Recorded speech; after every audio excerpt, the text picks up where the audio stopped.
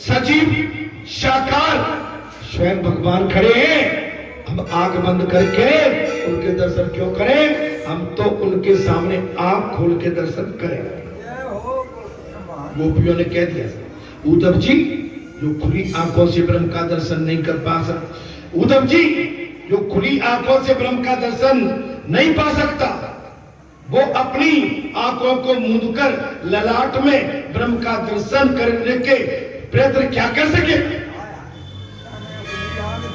जिसने खुली आंख से ब्रह्म सामने खड़े हैं, उनके दर्शन नहीं कर पाए, वो आंख बंद करके भगवान के त्रिपुंड की ललाट के दर्शन कैसे कर पाए? साफ कह दिया, उद्धव तुम पकड़ लियो। उद्धव को अपनी भक्ति पर बहुत अभिमान था, लेकिन गोपिकाओं ने उद्धव को ऐसा धोया महाराज, उद्धव हक्के बक्के रहे, उद्धव सीधे हो गए, शून्य हो गए। आप समझिए। अच्छा सामने अभी कहते हैं लोग फोटो टांग दो, कल फोटो की बहुत बोले महाराज अपना फोटो, मैंने तुमने जबरई से डलवा दिया। अब जो सजीव तुम्हारे सामने बैठा है, बाकी फोटो लटका से क्या फायदा है? हाँ मच जाए ना तो तस्वीर असली बना के लटका दे। सजीवों की मूर्ति, चलिए हमारी परंपरा है, मैं उससे अलग नहीं जाऊंगा, ठीक है? तस्वीर ज्यादा अपनी फोटो लटकाओगे ना तो वो फोटो ज्यादा लटकाना भी ठीक नहीं रहता। हाँ वो ठीक जाता है। फोटो तो केवल लटकाने लायक एक ही है, वो प्रभु। और आपकी इस कथा में पारिषद तो बालाजी बने,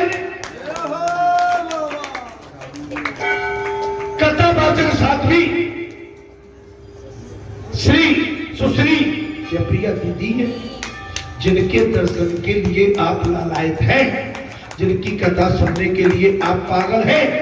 चलो वो भी टाइम आ गया, 7 दिन दर्शन भी करो। और उनके माने महाराज मधुर वाणी से, कोकिला वाणी से, सरस्वती पूर्ण वाणी से आप उनके कथा भी सुनो।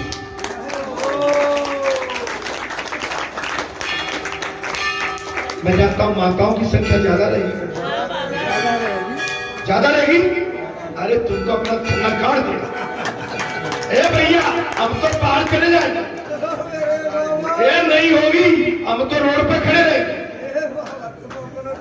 हम तो कहेंगे हमारी माताओं के आगे कोई नहीं। हकीकत है, अगर ये दोनों प्रांगण माताओं से भर जाता तब क्या?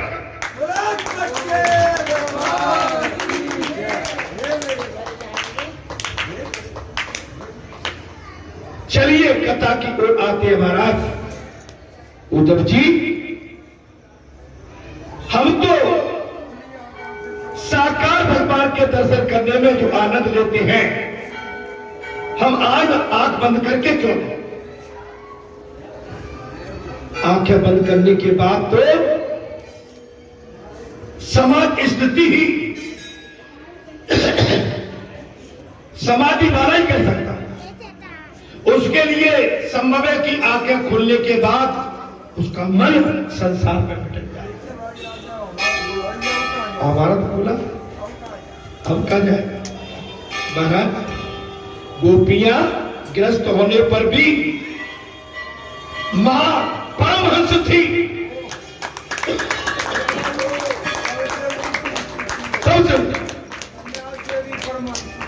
महाराज गोपियां ग्रस्त होने पर भी महापरमहंस माने संतों से भी ऊपर, जैसे आप परमहंस हैं। आप अपने प्रभु के लिए, अपने भगवान के लिए, बालाजी सरकार के लिए, कृष्ण के लिए, राम के लिए, हरि दर्शन के लिए जितने रमाते रहते हैं, यही तो सच्ची प्रेम प्रिया है।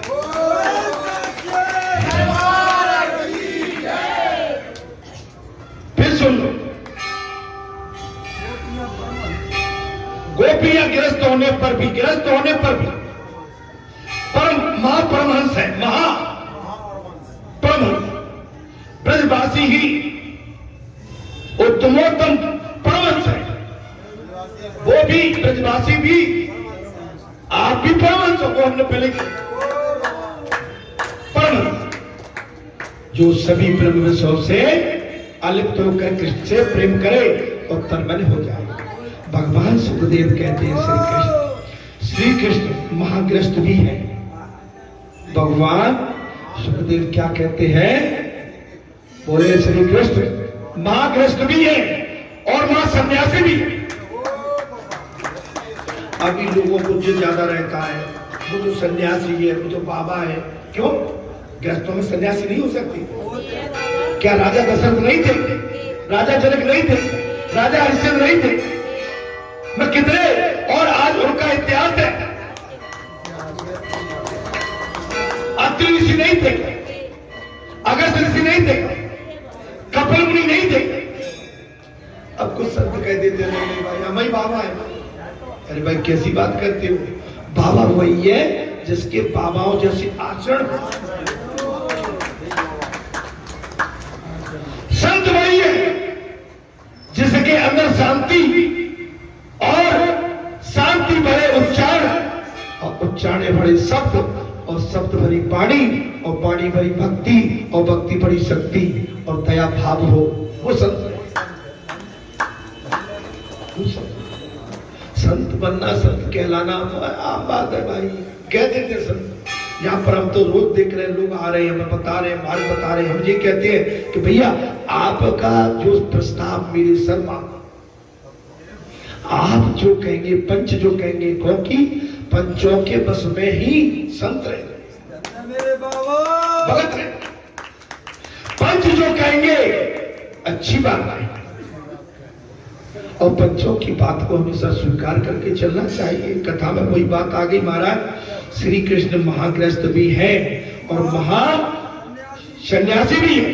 घर में रहते हुए भी सन्यासी जीवन कैसे जिया जा सकता है, यही कृष्ण ने बताया है।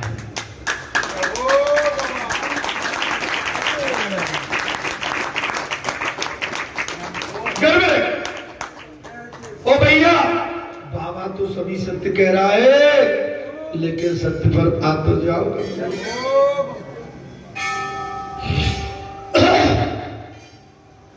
क्या कह दिया? भगवान श्री कृष्ण महाग्रस्त है। क्या है महाराज? और महासन्यासी भी है। घर में रहते हुए भी सन्यासी जीवन कैसे जिया जा सकता है, वो श्री कृष्ण ने बताया है। वे 13 बार भोजन करते हैं, 13 बार, और 16,000 स्त्रियों के साथ रहते हैं। मेरे बाबा, अब भगवान तुझ दो बालाजी पे बैठो, बाबा को ग्रस्त है, अधिग्रस्त है, बाबा नाम है। बाबा क्या सोच बता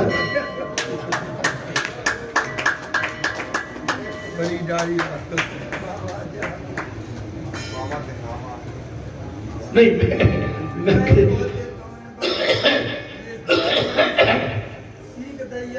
सीख दी। क्या दिया? यह श्री कृष्ण ने बताया कि 13 बार भोजन करते हैं और बालाजी का बाबा 11 से भी नहीं करता, रोड खा लेता है। और 11 करवैया खीर बनिए कर रही है, खीर से नहीं, भूख लग रही है, केला तो दे दो, 2-3 में रोटी तो सब। अब ऐसा व्रत तो भैया हो, व्रत हो तो बोले सूखे ही कट जाए के बोला तेरी। अब व्रत में लगे बोले खीर ले आओ, फल दे दो, सजा फिर फल दे दो और फिर फल दे दो, और रात को खीर फिर बनवा के फिर खींच के सो गए। बोले अब का सवेरे जल्दी, बोले सवेरे जल्दी क्यों? कल को व्रत टूटा।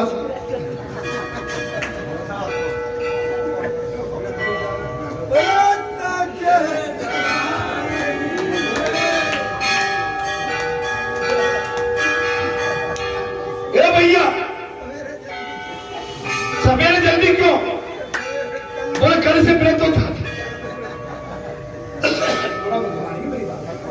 आपने भाई आसरस भी होना चाहिए पुजारी जी, आसरस। मैंने आज तक कोई व्रत किया ही नहीं, और व्रत है जाए तो कर भला, और नहीं हो तो नहीं, मैंने नहीं किए बात, व्रत मुझको बनते नहीं। हाँ, अचानक हुआ, अचानक हुआ। क्या कहा महाराज? वे 13 बार भोजन करते और 16,000 स्त्रियों के साथ रहते, फिर भी वे अच्युत युवा है। इसके बाद वो युवा है, कैसे है? युवा है। वे कभी कभी व्रत नहीं होते। भगवान श्री कृष्ण कभी व्रत नहीं होते, जीर्ण नहीं होते। 16,000 रानियों के साथ 13 बार भोजन, युवा है, वो कभी व्रत नहीं होते, जीर्ण नहीं होते। वे अर्जुन और दुर्योधन दोनों को समान दृष्टि से देखते थे। बात देखिए, भगवान श्री कृष्ण अर्जुन एवं दुर्योधन को समान दृष्टि से देखते थे, और उन्होंने दोनों की सहायता भी की।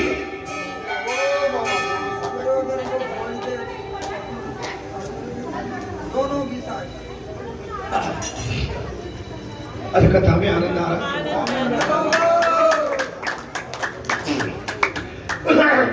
आज गले का ढक्कन तो बंद है, लेकिन फिर भी कहने की पूरी, हाँ, थोड़ा गला बैठा हुआ, जुकाम हुआ जोरदारी। अब ये पूछो जुकाम कैसे हुआ, पूछ तो लो।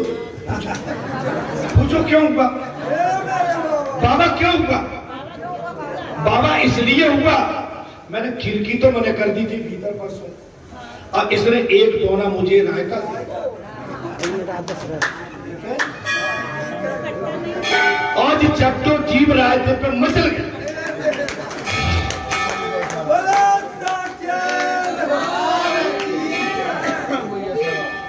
यहां से जाते जाते शाम तक तो पटक लिया, खटाई से बहरे गले, मिठाई से बहरे गले को, खीर से भी बहरे गले को खाता नहीं। शाम को बोले थे सर पूर्णिमा है, खीर बना ले। मैंने गला बैठा है, चट्टो जीव में चल जाएगी, और सवेरे आके मैं फिर खा लूंगा। मत बनाओ, मत बनाओ, नहीं रहो बास।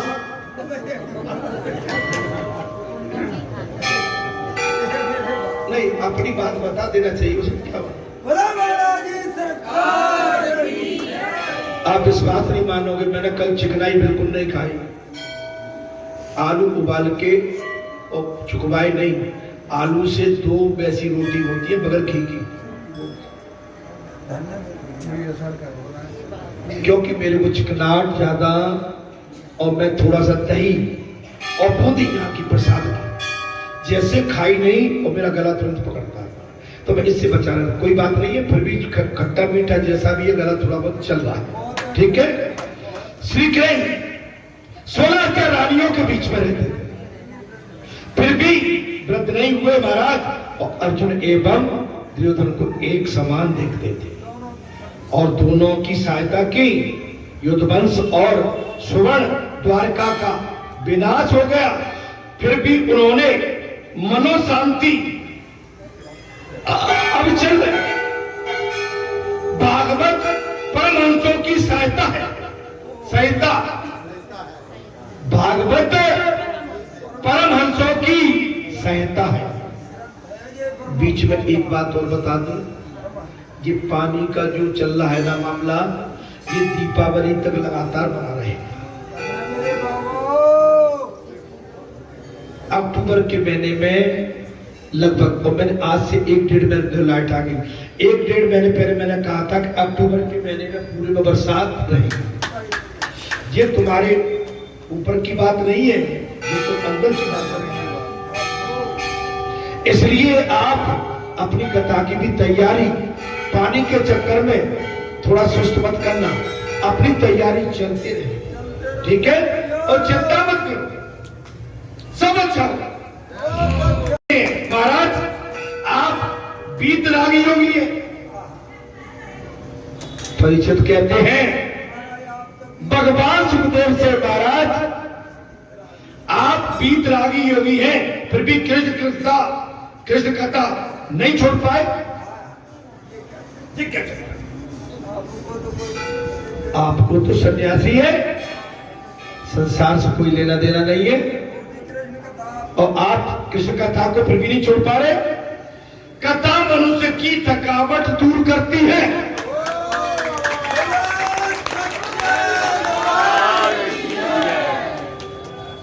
कथा मनुष्य की थकावट को दूर करती है। भगवान की कथा आतुरता बढ़ाती है भगवान से मिलने के लिए।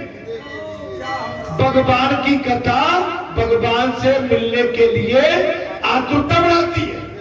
समझिए, अगर आपको कथा नहीं मिले तो कैसा लगेगा? आज आप देखिए, सवेरे जब हम पीठ पर बैठे, हमारा गला काम नहीं कर रहा था, आपको लगा कि पता नहीं आज कैसे कथा हो पाएगी, लगा, लेकिन चल गई।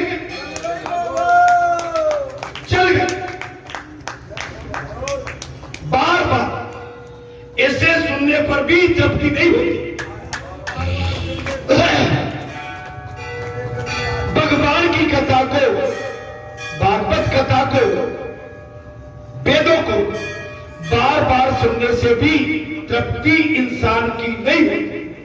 बता दो आपको, अभी 20 दिन बाद 7 दिन की कथा इसी भगवान के बालाजी के प्रांगण में उन महादेवी के माध्यम से सुनने मिलेगी, और आपको फिर कोई आकुलता व्याकुलता रहेगी।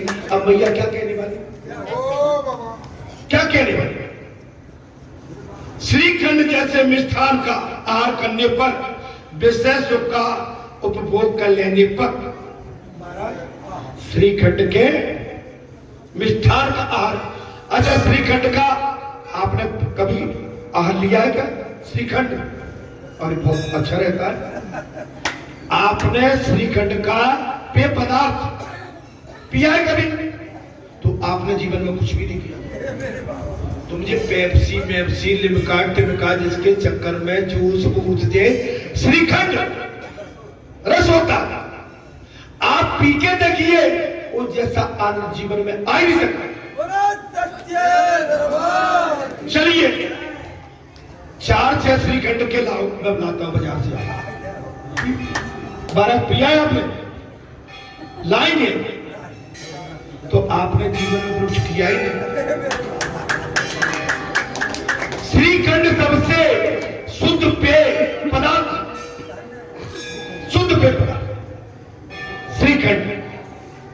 महाराज सुखदेव की जी श्रीखंड तृप्ति हुई और अरुचि भी, किंतु वो तृप्ति और अरुचि कायम नहीं रह पाई। कायम रहे तो बड़ा बेड़ा पार हो जाए। काम अगर कायम रहे तब बेड़ा पार। हम आज प्रातः काल 8 बजे से कथा सुन रहे हैं।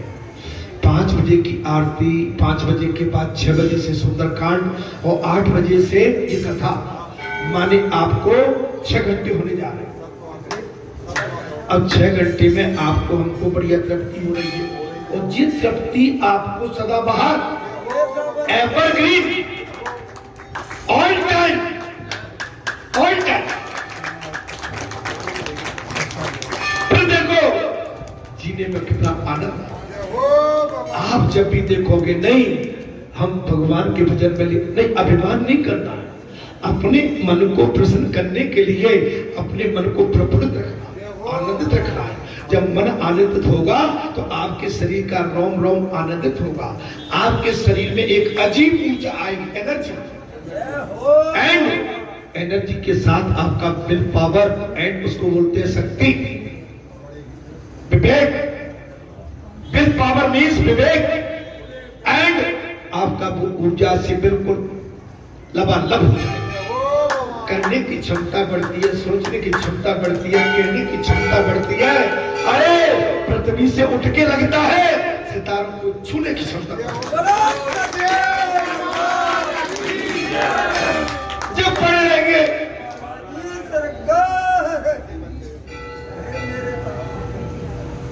करवटे बदलते रहे। इससे काम नहीं बनेगा महाराज। अरे कुछ करने की क्या, अगर मन में ठनी है तो करके ही दे जाओ। आप समझ लो हमारा भारत कितना प्रगतिशील है, विकासशील है। 2023 में चंद्रयान पर, अभी 2025 में अंतरिक्ष यान। सुभांशु शुक्ला जिन्हें अपने देश का गौरव तिरंगा फहरा के और अंतरिक्ष में भी बता दिया महाराज 8 दिन का भ्रमण और करोड़ों किलोमीटर का भ्रमण किया। समझ रहे हो कुछ? शुभांशु शुक्ला याद किए जाएंगे। आज इतिहास रच गया। ऐसे ही नहीं, इतिहास तो रचने पड़ते हैं महाराज। महाराज मुझे कृष्ण कथा सुनने की इच्छा है। किसने कह दिया? पारीचंद जी बोले। अच्छा बैठ जा बेटा। मुझे कृष्ण कथा सुनने की इच्छा है। विस्तार पूर्वक आप सुनाइए प्रभु की बाल लीला और अन्य सभी लीला मुझे सुनाइए। आपके चरणों में मैं बार बार प्रणाम करके मैं प्रार्थना करता हूं।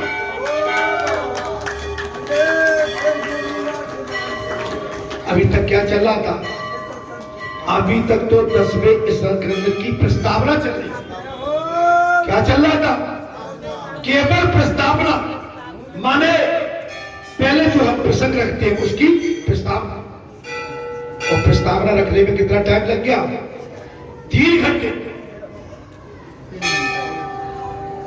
3.5 घंटे प्रस्तावना। अब कृष्ण लीला प्रारंभ होने जा रही है।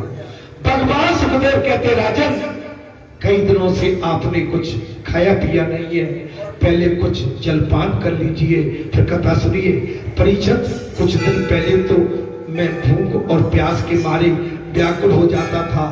एक बार शिकार करने मैं वन में गया था तो भूख प्यास में व्याकुल के कारण ही मैंने एक ऋषि का अपमान कर दिया था। किंतु आपसे कथा सुनने के बाद न तो अब मुझे भूख लगती है न प्यास।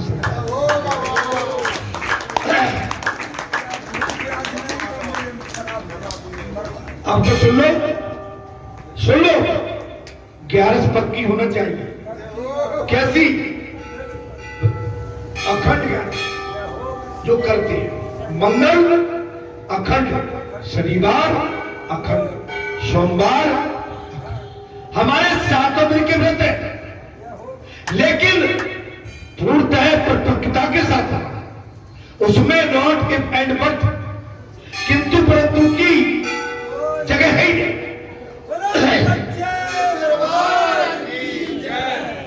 कथा में प्रसंग आ गया महाराज। आप कथा महाराज, आप कथा ही सुनाते रहिए मुझे, बस मुझे अब कथा के कुछ नहीं भाता है।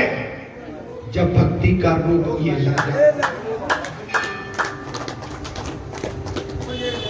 कुछ नहीं भाता है। भक्ति का रोग जब ये लग जाता है। भगवान सुखदेव जी कृष्ण कथा के लिए तेरा प्रेम देखकर मुझे बड़ा आनंद आ। भगवान सुखदेव बोले, हे राजन, तुम्हारा कथा के प्रति ये समर्पित भाव और प्रेम भक्ति देखकर मैं आनंदित हो गया। राजा, तेरे ही कारण मुझे भी कृष्ण कथा गंगा का अमृत पान करने का लाभ मिल गया। तेरे कारण ने कहा, राजा तेरे कारण गंगा के तट पर हर की पौड़ी पर गंगा का जलपान करने का सौभाग्य एवं भागवत कथा कहने का लाभ तेरे कारण मुझे मिला।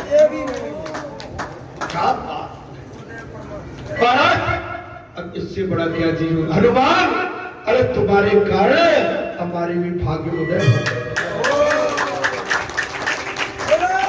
हे बालाजी सरकार, आज तुम्हारे कारण हम राम नाम का जाप करते करते और कथाओं में लीन हो गए। सामने से हटो, यहाँ से हटो, पीछे हटो या तो पीछे साइड में जाइए, या तो पहले सवेरे आए बेटा बैठ जाओ, ये बैठ जाओ, हाँ जगह पड़ी है बहुत पीछे, इधर अंदर घुस जा, माता और बैठी हो, ऐसे सामने आप लोग आ जाओ, माता को जगह मिल जाएगी और आगे आ जाओ भाई जी। जब से कृष्ण कथा रूपी गंगा का प्रकट हुआ, जब से कृष्ण कथा रूपी गंगा का प्रकट हुआ है, कौन कह रहे राजा परीक्षित, तभी से भागीरथी गंगा का महत्व कम हो गया, भागीरथी गंगा का महत्व कम हो गया। भागीरथी गंगा में स्नान करने से शारीरिक मलिनता दूर होती है, किंतु मानसिक मलिनता तो कृष्ण कथा से दूर हो सकती है। मन का मैल कृष्ण कथा से दूर होगा, अर्थात भगवान सुखदेव कहते हैं कृष्ण कथा तो जहां चाहो वहां प्रकट हो सकती है। क्या भगवान सुखदेव कहते हैं राजन, कृष्ण कथा जहां चाहो वहां प्रकट हो सकती है, किंतु भागीरथी गंगा अन्य किसी स्थान पर प्रकट नहीं हुई। वही जाना बहुत बड़ी बात। सुखदेव जी राजा का आभार मानते हैं। देखिए जब श्रोताओं का मन कथा में लगने लगे तो वक्ता का मन और व्याकुल होकर कथा को बड़ी विस्तार से, सहज के, सरोज के और बड़े भाव से परोसता है। कब? तब श्रोताओं का मन कथा में लगता है तब। अगर श्रोताओं का मन कथा में नहीं लगेगा तो वक्ता का भी मन कहने में कथा का नहीं लगेगा। उनके कारण कृष्ण स्मरण और दर्शन का लाभ मिला। इसी के कारण तो आज सुखदेव राजा का आभार मानते हुए कहते हैं, उन्हीं के कारण तो आज कृष्ण स्मरण एवं दर्शन का लाभ मुझे प्राप्त हुआ। महात्मा तो कहते हैं कि 9वें स्कंद में तब तक की कथा सुखदेव ने सुनाई और 10वें स्कंद की कथा स्वयं श्री कृष्ण ने सुनाई।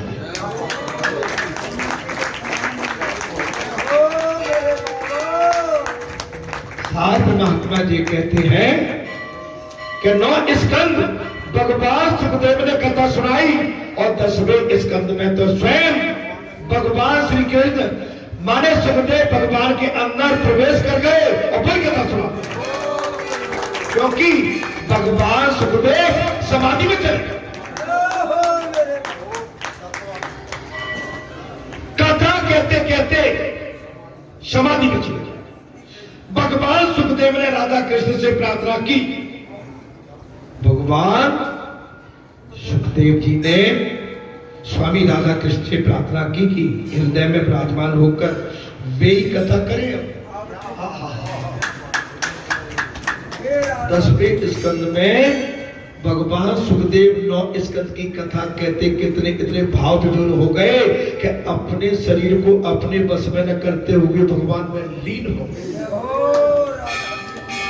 समाधि में चले गए और कहने लगे, हे स्वामी राधा कृष्ण, अब आगे की कथा आप मेरे हृदय में आके विराजमान हो जाइए और आगे की कथा कृपया करके आप ही करें।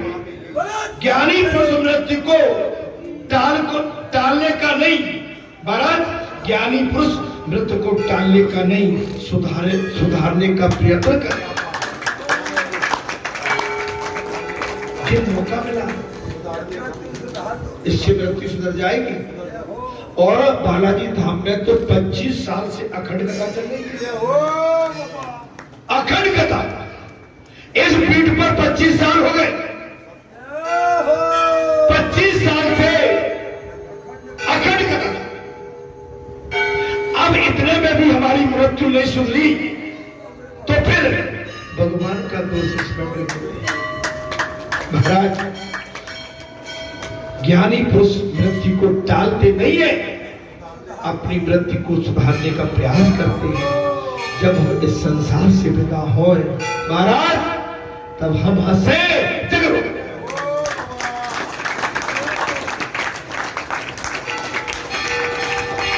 जब हम संसार से विदा होए